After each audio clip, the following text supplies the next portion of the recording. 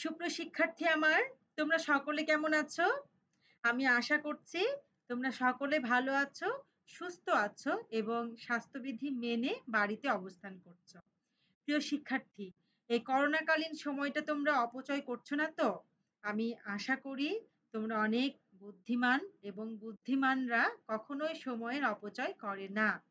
আমি আশা করছি যে তোমরা এই ঢাকা কলেজ কর্তৃক আয়োজিত অনলাইন ক্লাসগুলো নিয়মিত করছো, নোট করে রাখছো এবং পড়াশোনা কমপ্লিট করে রাখছো।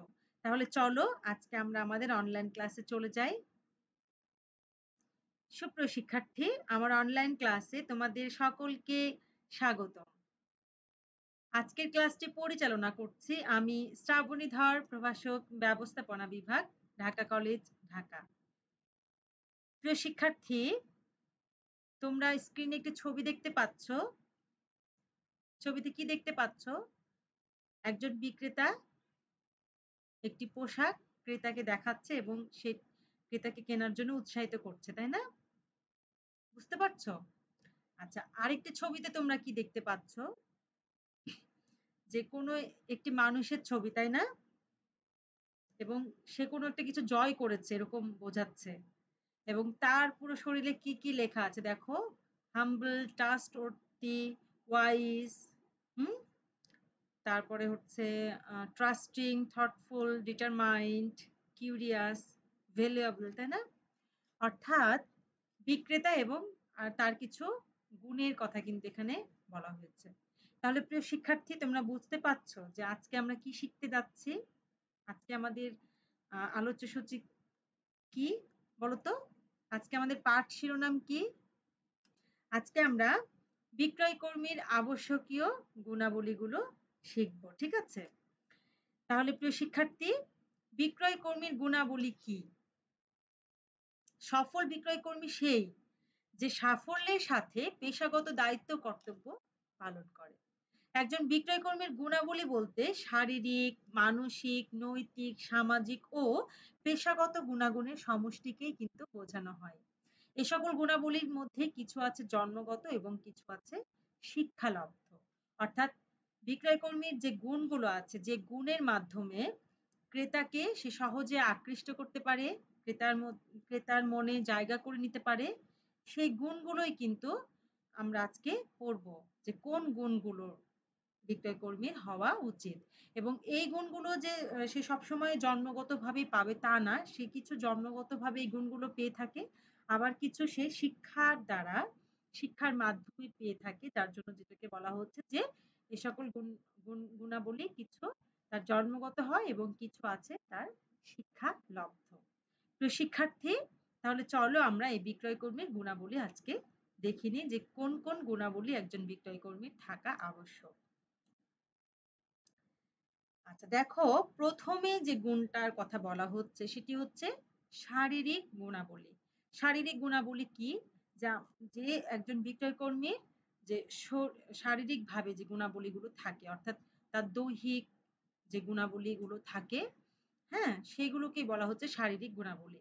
এই গুণাবলীগুলো কিন্তু শারীরিক যে গুণাবলীগুলো আছে, শারীরিক, আহ দৈহিক, ঠিক আছে?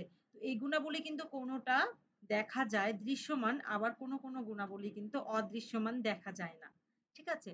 তাহলে চলো আমরা এই শারীরিক গুণাবলীগুলো দেখে নিই।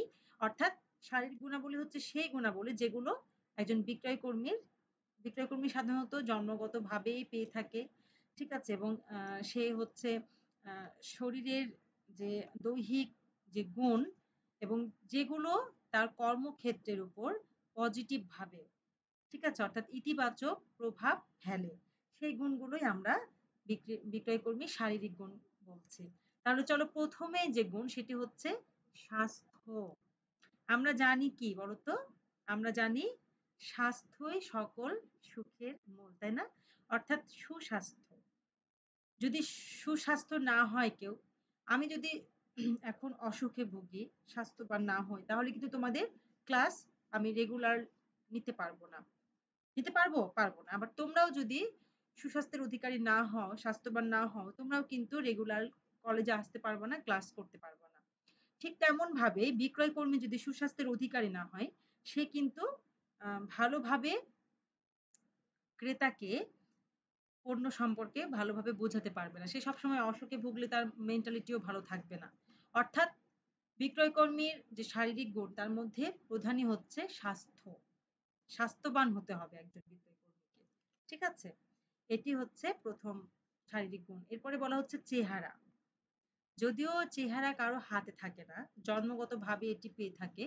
তবে একজন বিক্রয়কর্মী যদি আকর্ষণীয় সুন্দর চেহারার উ আ অধিকারী হয়ে থাকে তাহলে কিন্তু ক্রেতা একটু সহজেই মানে তার প্রতি ভালো লাগা কাজ করে, তার কথা শুনতে ভালোবাসে এবং সে পণ্যটি ক্রয় করতে চায়।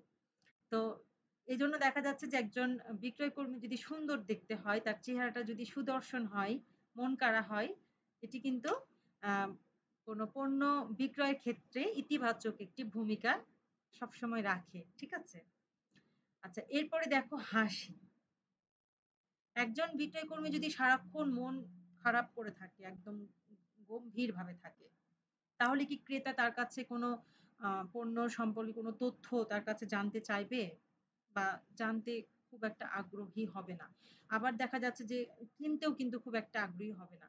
যদি সদা হাস্যোজ্জ্বল থাকে বিক্রয়কর্মী, সবসময় হেসে, হেসে কথা বলছে, তাহলে কিন্তু একজন ক্রেতা খুব সহজেই আকৃষ্ট হয়ে উঠে সেই বিক্রয়কর্মীর উপর এবং তার কথাগুলো সে মনোযোগ দিয়ে শোনে। ঠিক আছে? এবং সে তার কথা মতো দেখা যাচ্ছে যে পণ্যটা ক্রয় করতে তাকে বলা হচ্ছে, সে পণ্য সম্পর্কে আগ্রহী হয়ে ওঠে এবং সেই পণ্যটি সে ক্রয় করে। এজন্য বলা হচ্ছে একজন বিক্রয় কর্মী সবসময় হাস্যোজ্জ্বল হওয়া উচিত বিক্রয় কর্মীর। আচ্ছা এরপরে দেখো যে শারীরিক গুণ সেটা হচ্ছে ভাবভঙ্গি। অর্থাৎ এখানে বিক্রয়কর্মীর ভাবভঙ্গির উপরেই কিন্তু আ ক্রেতার কোনো পণ্য ক্রয়ের ইচ্ছা অনিচ্ছা নির্ভর করে। অর্থাৎ তার ভাবভঙ্গি যদি ভালো হয় তাহলে ক্রেতা কিন্তু বারবার তার কাছে পণ্য ক্রয় করতে আসে। আর যদি তার ভাবভঙ্গি খারাপ হয় তাহলে কিন্তু ক্রেতা ওই একবারই আসবে আর পরবর্তীতে তার কাছে সেই দোকানেই যাবে না। ঠিক আছে? এজন্য দেখা যাচ্ছে যে একজন বিক্রয় কর্মীর গুণের মধ্যে ভাবভঙ্গিটাও অন্যতম একটি গুণ। এরপরে দেখো মুদ্রা দোষ মুক্ত। অর্থাৎ কোনো বিক্রয়কর্মী যদি সারাক্ষণ মাথা চুলকাতে থাকে, নখ কামড়াতে থাকে, নাকের মধ্যে হাত হাত দিতে থাকে, ঠিক আছে? এবং হাত চুলকাতে থাকে, এরকম করতে থাকে। তো সেই মুদ্রা দোষ সম্পন্ন বিক্রয়কর্মীকে কিন্তু অনেকেই অপছন্দ করবে। তার কাছে জিনিসপত্র কিনতে চাবে না। কিনতে চাবে? কিনতে চাবে না। তো এইজন্য দেখা যাচ্ছে যে বিক্রয়কর্মীর আরেকটি গুণ কি? তাকে মুদ্রা দোষ মুক্ত হতে হবে। ঠিক আছে? আচ্ছা এরপরে দেখো এই যে এই ৫ টি আমরা যে গুণগুলো দেখলাম এগুলো কিন্তু দেখা যায়। স্বাস্থ্য, চেহারা, হাসি, ভাবভঙ্গি, মুদ্রা দোষ মুক্ত এগুলো কিন্তু দেখা যায়। কিন্তু সুকণ্ঠ কি দেখা যায়? আমরা গলা দেখতে পারি কিন্তু কণ্ঠ কি দেখতে পারি? এজন্য এগুলো হচ্ছে দৃশ্যমান, এগুলো অদৃশ্যমান। আমরা এখন যেগুলো পড়ব সেগুলো হচ্ছে অদৃশ্যমান। তো অদৃশ্যমানের ১ম এ কি? যে সুকণ্ঠ। একজন বিক্রয় কর্মীর কণ্ঠ যদি সুরেলা হয়, সুন্দর হয় তাহলে কিন্তু ক্রেতা সহজেই আকৃষ্ট হয় তার কথার উপরে। ঠিক আছে? আর যদি তার কর্কশ গলা হয়, কণ্ঠটা খুব কর্কশ, কথা শুনলেই বিরক্ত লাগতেছে, তাহলে কিন্তু তার কাছে মানুষজন খুব একটা যাবে না, পণ্য খুব একটা ক্রয় করবে না। এজন্য বলা হচ্ছে যে বিক্রয় কর্মী যদি সুকণ্ঠের অধিকারী হয়, তাহলে সহজেই সে ক্রেতাকে আকৃষ্ট করতে পারে পণ্য ক্রয়ের জন্য। ঠিক আছে? এরপরে দেখো শ্রবণ শক্তি। শ্রবণ শক্তি আ আ আরেকটি বড় গুণ বিক্রয় কর্মীর। কেন? কারণ দেখা যাচ্ছে যে কোনো আম ক্রেতা খুব আস্তে কথা বলে, কোনো ক্রেতা একটু জোরে কথা বলে। ঠিক আছে? সেক্ষেত্রে বিক্রয় কর্মীর যদি শ্রবণ শক্তি তার যদি ভালো না হয়, তাহলে ক্রেতা কি বলছে সে কিন্তু সেটি বুঝতেই পারবে না। এবং সেই মতো সে ক্রেতাকে উত্তর দিতে পারবে না পণ্য সম্পর্কে। এমনকি দেখা যাচ্ছে যে ক্রেতা যদি বলে, "ভাই আমাকে একটা কলম দিয়েন।" সে একটা মলম আগিয়ে দিবে। এজন্য দেখা যাচ্ছে যে অবশ্যই বিক্রেতার শ্রবণ শক্তিটা ভালো থাকতে হবে। এবং আমরা জানি যে কমিউনিকেশন ব্যারিয়ার হিসেবে কাজ করে কিন্তু শ্রবণ শক্তি যদি ভালো না হয়, এটি কিন্তু একটা কমিউনিকেশন ব্যারিয়ার হিসেবে কাজ করে। যোগাযোগের প্রতিবন্ধকতা হিসেবে কাজ করে। তাই না?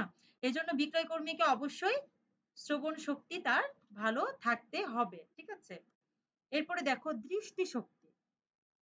বিক্রয় কর্মী যদি মানে দৃষ্টিশক্তি তার প্রখর না হয়ে থাকে, তাহলে কিন্তু সে বুঝতেই পারবে না যে কোন বিক্রয় কর্মী মানে কোন ক্রেতা কেমন ভাবে মানে কি উদ্দেশ্যে এসেছে তার দৃষ্টিশক্তিও অবশ্যই ভালো থাকতে হবে বোঝার জন্য। ঠিক আছে? এজন্য একজন বিক্রয় কর্মীর দৃষ্টিশক্তিটাও ভালো থাকা বাঞ্ছনীয়। এরপরে দেখো পরিচ্ছন্নতা। বিক্রয় কর্মীকে অবশ্যই নিট অ্যান্ড ক্লিন পরিচ্ছন্ন থাকতে হবে সবসময়, পরিচ্ছন্ন হতে হবে। ঠিক আছে? তাহলে ক্রেতা তার নিকট থেকে পণ্য ক্রয় করতে আগ্রহী হবে, নতুবা তার কাছে আসতে চাবে না। এরপরে দেখো যে আমরা শারীরিক গুণগুলো দেখলাম। এখন আমরা যেটা দেখব সেটা হচ্ছে মনস্তাত্ত্বিক গুণাবলী। মনস্তাত্ত্বিক গুণাবলী হচ্ছে মানুষের মানসিক যে গুণ। অর্থাৎ একজন বিক্রয় কর্মীর যে মানসিক গুণ যেগুলো আছে, যে গুণের ফলে আ যেগুলো গুণের দ্বারা তার কর্মক্ষেত্রে তার কার্যের উপর প্রভাব ফেলে, সেই মানসিক গুণগুলোকেই বলা হচ্ছে কি মনস্তাত্ত্বিক গুণাবলী। তো এই মনস্তাত্ত্বিক গুণাবলী কি, কি আমরা একটু দেখে নিই চলো। প্রথমেই বলা হচ্ছে আশাবাদ। অর্থাৎ একজন বিক্রয় কর্মী যদি নিরাশ হয় তাহলে কি হবে? সে কিন্তু কোনো কিছু বিক্রয় করতে আগ্রহী হবে না। কোনো কিছু বোঝাতে মানে প্রথমেই সে যদি ভাবছে যে এই ক্রেতা আসছে এ মনে হয় কিছুই কিনবে না। ঠিক আছে? বা এই পণ্যটি আম যে আমি বিক্রি করব এই পণ্যটি তো অত মনে হয় ভালো না। এই পণ্যটি মনে হয় অত বেশি আ উপযোগী না এই ক্রেতার জন্য। তাহলে মনে হয় এটি কিনবে না। তো এইরকম যদি নিরাশ আগেই সে হয়ে যায় তাহলে কিন্তু সে ক্রেতাকে ভালোভাবে আগ্রহী করতে পারবে না সেই পণ্য কেনার জন্য। তাই না? এইজন্য দেখা যাচ্ছে যে একজন বিক্রয় কর্মীকে অবশ্যই মানে পজিটিভ মাইন্ডেড হতে হবে। আশাবাদ থাকতে হবে তার মনের মধ্যে। তাহলেই সে সফলতার মুখ দেখতে পারবে। তারপরে দেখো আত্মবিশ্বাস। অর্থাৎ একজন বিক্রয় কর্মী যদি তার কনফিডেন্স লেভেল লো হয়, আর সে যদি আত্মবিশ্বাস তার মধ্যে না থাকে যে সে এই কাজটি করছে, আত্মবিশ্বাসের সাথে যদি সে না করে, তাহলে কিন্তু তার কথা কেউ বিশ্বাস করবে না। কোন ক্রেতাই বিশ্বাস করবে না।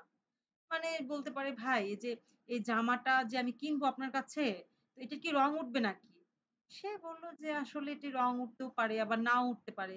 অর্থাৎ তার কথার মধ্যে কোনো আত্মবিশ্বাস নাই। তাহলে কি হবে? সেই পণ্যটি কি কিনবে ক্রেতা? বলবে, "না, না, না আমি কিনব না।" এজন্য আত্মবিশ্বাস দিয়ে কথা বলতে হবে। ঠিক আছে? এবং সে যে কাজ করছে তার মধ্যেও কিন্তু তার কনফিডেন্স থাকতে হবে যে, "হ্যাঁ, এই আম ক্রেতাকে দিয়ে আমি এই পণ্যটি ক্রয় করাবোই।" এরকম একটা কনফিডেন্স লেভেল তার থাকতে হবে। আত্মবিশ্বাসের সাথে তাকে কথা বলতে হবে। তাহলেই কিন্তু ক্রেতা সাধারণ আগ্রহী হবে সেই পণ্যটি কেনার জন্য। এরপরে দেখো অধ্যাবসায়। তো অধ্যাবসায়ও কিন্তু বিক্রয় কর্মীর আরেকটি মহৎ গুণ। এই অধ্যাবসায় যদি না থাকে, ঠিক আছে? তাহলেও কিন্তু বিক্রয় কর্মী কি করবে? বিক্রয় কর্মী ভালোভাবে পণ্যটি বিক্রির জন্য ক্রেতাকে আহ্বান বা ক্রেতাকে পরিচিত করতে পারবে না। ঠিক আছে? এজন্য অধ্যবসায়টা অনেক গুরুত্বপূর্ণ। এরপর দেখো দৃঢ় প্রত্যয়, দৃঢ় বিশ্বাস যে হ্যাঁ, আমি এটা করতে পারবোই। এইরকম দৃঢ় বিশ্বাস যদি বিক্রেতার মনে না থাকে তাহলে কিন্তু সে কাজ খুব ভালোভাবে করতে পারবে না। ক্রেতাকেও আকৃষ্ট করতে পারবে না, তার টার্গেটও পূরণ করতে পারবে না। ঠিক আছে? এজন্য তার মধ্যে একটা দৃঢ় বিশ্বাস থাকতে হবে, দৃঢ় প্রত্যয় থাকতে হবে যে হ্যাঁ, আমি এই কাজটি করবোই। এরকম ইতিবাচক মাইন্ড থাকতে হবে তার মধ্যে। এরপরে বলা হচ্ছে আন্তরিকতা। আমরা অনেক সময় অনেক দোকানে যেয়ে দেখি যে বিক্রয় কর্মী এত আন্তরিক যে বারবার তার সেই দোকানে যেতে ইচ্ছে হয়। তার ব্যবহারে, তার আন্তরিকতার জন্য। এবং এটি একটি বন্ধুত্বপূর্ণ সম্পর্ক গড়ে তোলে। অনেক বিক্রয় কর্মী আছে। আবার অনেক বিক্রয় কর্মী আছে যে আম আন্তরিকতাই তার মধ্যে নাই। মানে এমন কথা বলবে যে আপনি কিনতেই পারবেন না এই ধরনের প্রোডাক্ট। এগুলো আসলে আপনি কিনতে পারেন না।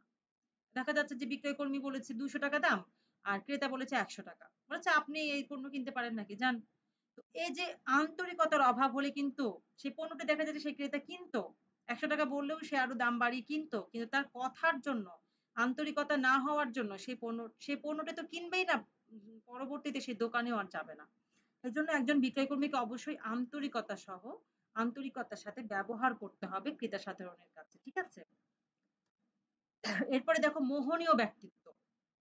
মোহনীয় ব্যক্তিত্ব সম্পন্ন বিক্রয় কর্মীকে হতে হবে। অর্থাৎ একজন বিক্রয় কর্মীকে আম বিনয়ী, নম্র, ভদ্র হতে হবে।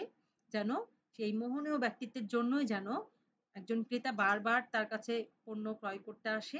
তার তার উপরে যেন সে আস্থা বা বিশ্বাস তার উপরে রাখে এবং সে আস্থা বিশ্বাসের দ্বারা যেন বারবার সে পণ্যটি ক্রয় করতে আসবে। এই মোহনীয় ব্যক্তিত্ব থাকাটা খুব জরুরি একজন বিক্রয় কর্মীর।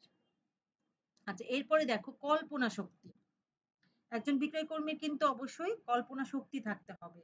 একজন মানে অনেক ধরনের ক্রেতা আসে দোকানে, তাই না? প্রতিষ্ঠানে অনেক ধরনের ক্রেতা আসে। কোন কোন ধরনের ক্রেতা কি চাচ্ছে, কোন ধরনের ক্রেতার সাথে কেমন ব্যবহার করা উচিত, কিভাবে কথা বলা উচিত, সেগুলো কিন্তু কল্পনা শক্তি ব্যবহার করেই তাকে করতে হবে।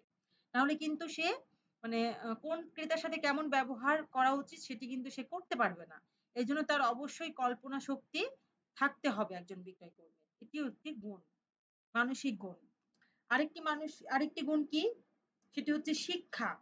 আমরা জানি যে কিছু বিষয় আমরা দেখলাম যে শারীরিক গুণাবলী কিছু দেখলাম যেগুলো আমাদের জন্ম থেকেই পেয়ে যাই। কিন্তু কিছু গুণ আছে যেগুলো শিক্ষার মাধ্যমে আমরা পেয়ে থাকি। তো বিক্রয় কর্মীর ক্ষেত্রেও কিন্তু তাই।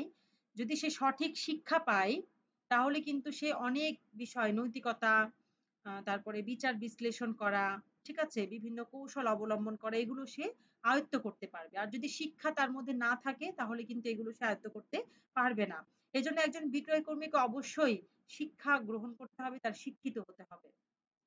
এরপরে দেখো উপলব্ধি ক্ষমতা। কোন পরিবেশে কি ধরনের আচরণ করা যাবে? কোন পরিবেশে তার কি ধরনের ব্যবহার করতে হবে? কোন পরিবেশে কোন কৌশলটা অবলম্বন করতে হবে?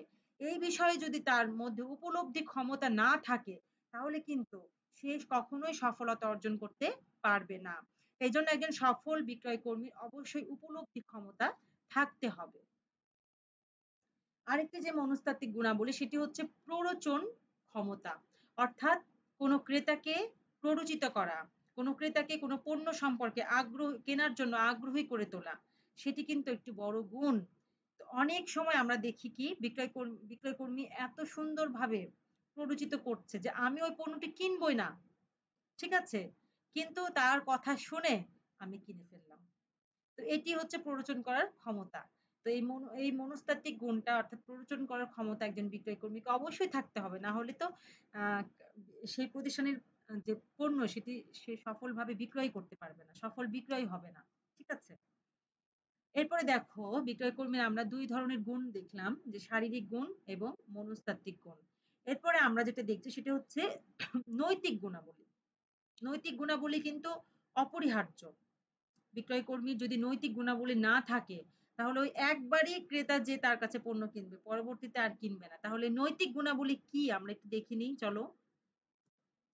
বিশ্বস্ততা। অর্থাৎ যদি বিশ্বাস একবার ভেঙে যায় বিক্রয় কর্মীর উপর, তাহলে সেই বিশ্বাস কিন্তু জোড়া লাগানো অনেক কঠিন। ঠিক আছে? যেমন আমি একবার দেখা যাচ্ছে যে বাজারে মুরগি কিনছি। আমি বললাম যে, "আমাকে ১ কেজি ওজনের মুরগি দেন।" হ্যাঁ? কিন্তু সে আ দাঁড়িপাল্লায় মাপালো যে হ্যাঁ ১ কেজি। কিন্তু বাড়িতে নিয়ে এসে আমি দেখি যেটা ১ কেজি ওজনের মুরগি তো এর আগেও কিনেছি। তার যে মাপ হওয়া উচিত সেইরকম না। তাহলে কি হলো? নৈতিক গুণাবলী তার মধ্যে নাই। সে দেখালো যে হ্যাঁ, আমি কম দামে আপনার কাছে পণ্য বিক্রয় করলাম। আমিও ১ম এ খুব খুশি ছিলাম যে না ১ কেজি ওজনের মুরগি আমাকে মোটামুটি আমি সুলভ মূল্যেই পেয়েছি। কিন্তু বাড়িতে যখন এসে দেখি যে সে ৭০০-৮০০ গ্রামের মুরগি আমাকে ১ কেজি বলে চালিয়ে দিয়েছে। তখন কিন্তু তার প্রতি আমার বিশ্বাস আর থাকলো না। পরবর্তী আমি মুরগি কিনতে গেলে, বাজার করতে গেলে তার দোকানে আমি আর যাই না। তাহলে কি বিক্রয় কর্মীর অবশ্যই বিশ্বস্ততা থাকতে হবে। সে যেটাই দিক না কেন বলতে পারে যে, "ম্যাডাম এটি ১ কেজি ওজনের মুরগি আমার কাছে নাই, ৭০০ গ্রামের আছে, এটা নিয়ে যান, এটা ভালো হবে।" সে যদি সত্যি কথা বলে আমাকে দিত, তাহলে কিন্তু আমি পরবর্তীতে আবার তার কাছে যেতাম। কিন্তু সে সত্যি কথায় যে বিশ্বাস ভঙ্গ করেছে, তাহলে আমি তার দোকানে আর যাব না। ঠিক তেমনভাবে একজন বিক্রয় কর্মীর অবশ্যই বিশ্বস্ততা অর্জন করতে হবে ক্রেতার সাধারণত। তাহলে ক্রেতা বারবার তার কাছে যাবে। আর যদি বিশ্বাস ভঙ্গ হয়, ক্রেতা কিন্তু তার দিকে আর মুখ ফিরাবে না। কারণ প্রতিযোগিতামূলক বাজার। অনেক বিক্রয় কর্মী আছে, অনেক প্রতিষ্ঠান আছে, অনেক পণ্য আছে।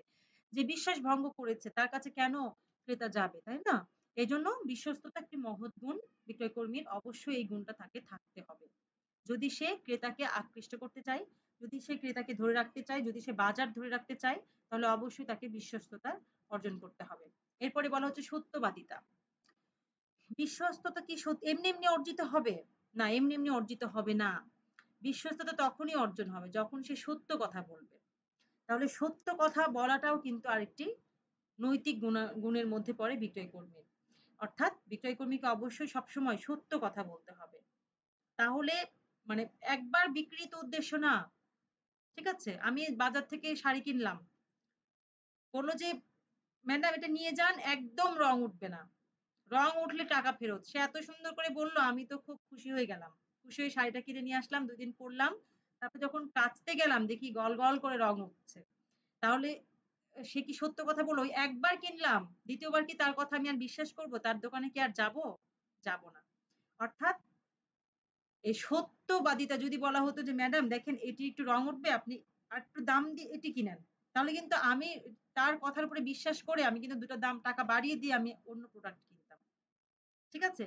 তাহলে সত্যবাদিতা এবং অনেক মহৎ গুণ এবং যে এভাবে আমাকে বলে যে, "এটি একটু দাম কম কিন্তু এটি একটু খারাপ হবে। ম্যাডাম এটি কিনেন। এটি একটু দাম বেশি হলে একটু ভালো।" মানে সত্য কথা বলে যদি সে বিক্রি করে, কথার কাজের মধ্যে যদি মিল পাওয়া যায় তাহলে কিন্তু বারবার ক্রেতা সেই বিক্রেতার কাছে যাবে, সেই পণ্য কিনবে। তার কাছেই পণ্য কিনবে। অন্যজনের কাছে যাবে না।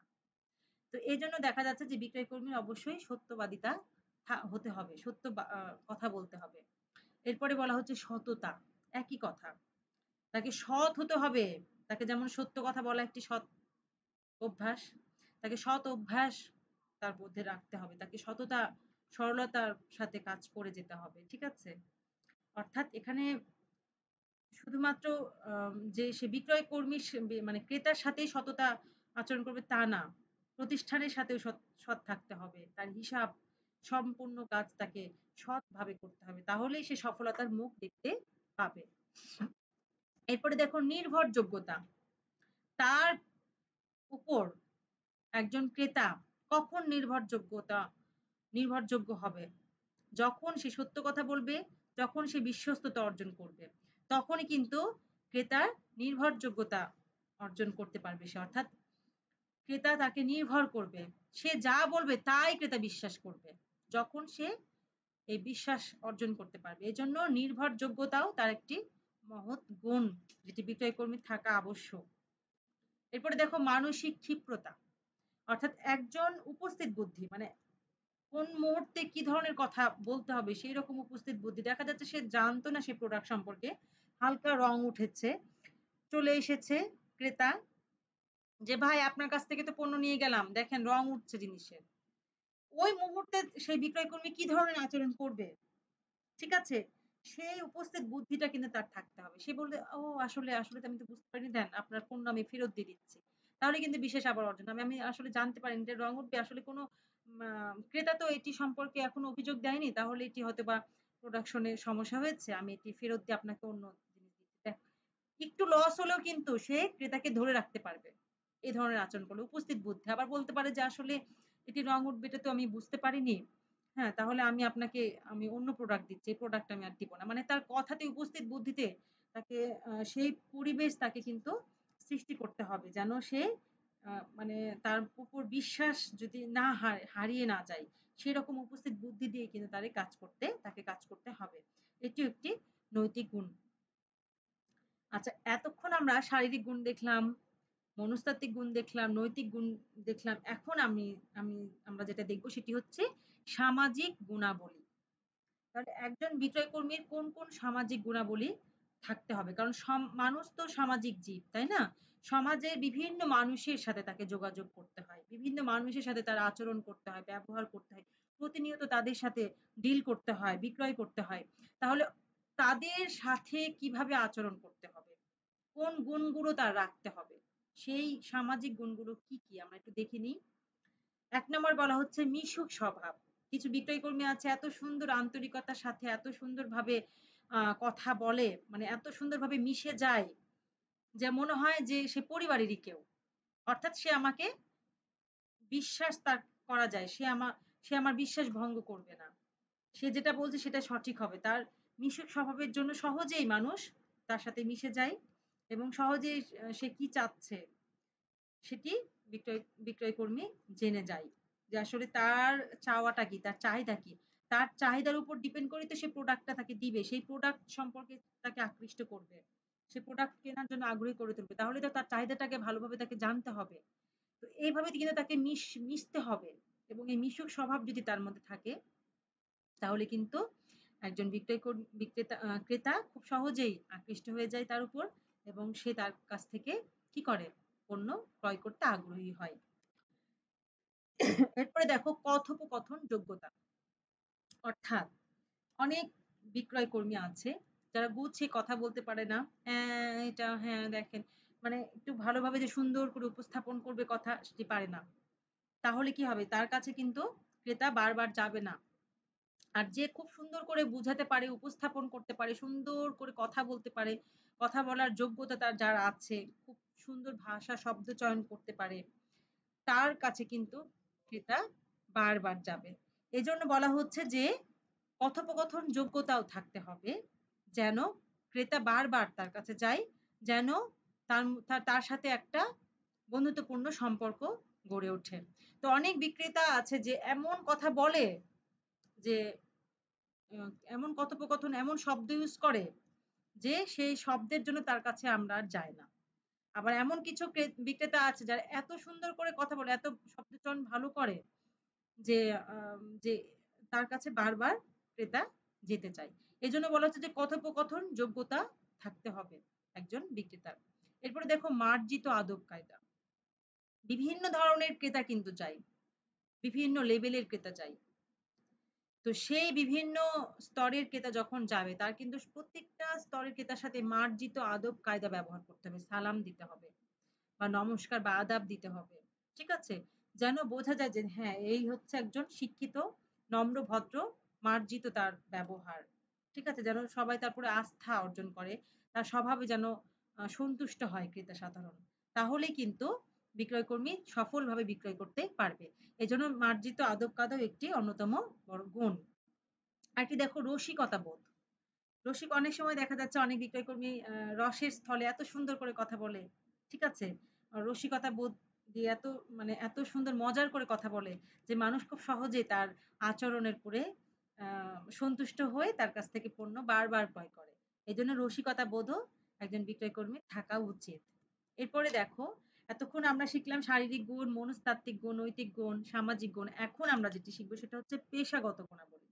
পেশাগত গুণাবলী সেগুলোই যেগুলো তার পেশার সাথে সম্পর্কিত, যে গুণগুলো তার কাজের সাথে সম্পর্কিত, কাজের মা যে গুণগুলো তার মধ্যে থাকতে হবে। যেমন পণ্য সংক্রান্ত জ্ঞান। অর্থাৎ যে পণ্যটি সে বিক্রয় করবে সেই সম্পর্কে সে যদি নিজেই না জানে, তাহলে কিন্তু সে সত্য কথাও বলতে পারবে না, সঠিক তথ্যও কিন্তু ক্রেতাকে দিতে পারবে না। এজন্য পণ্য সংক্রান্ত জ্ঞান তার অবশ্যই থাকতে হবে। এরপরে দেখো কোম্পানি সম্পর্কে জ্ঞান। তার কোম্পানির উদ্দেশ্য কি? কোম্পানি কি চায়? তার কোম্পানির ভিশন, মিশন কি? কোম্পানির অবস্থান সম্পর্কে, কোম্পানির ব্যবস্থাপনা পরিচালক, কোম্পানির অধ্যস্তন, বস সব সম্পর্কে তার অবশ্যই জ্ঞান থাকতে হবে যদি সে সফলভাবে তার কার্যবলী সম্পাদন করতে চায়। এরপরে হিসাব সংক্রান্ত জ্ঞান। তাকে যোগ, বিয়োগ, গুণ, ভাগ তো জানতে হবে, তাই না? অর্থাৎ তার হিসাব যদি সে ভালোভাবে না জানে তাহলে তো সে মানে ব্যবস্থাপকের কাছেও সে ভালোভাবে বুঝিয়ে দিতে পারবে না তার হিসাবটা এবং ক্রেতার কাছেও সে দর কষাকষি বা আ আ ক্রেতার কাছেও সঠিকভাবে হিসাবটা সে করতে পারবে না।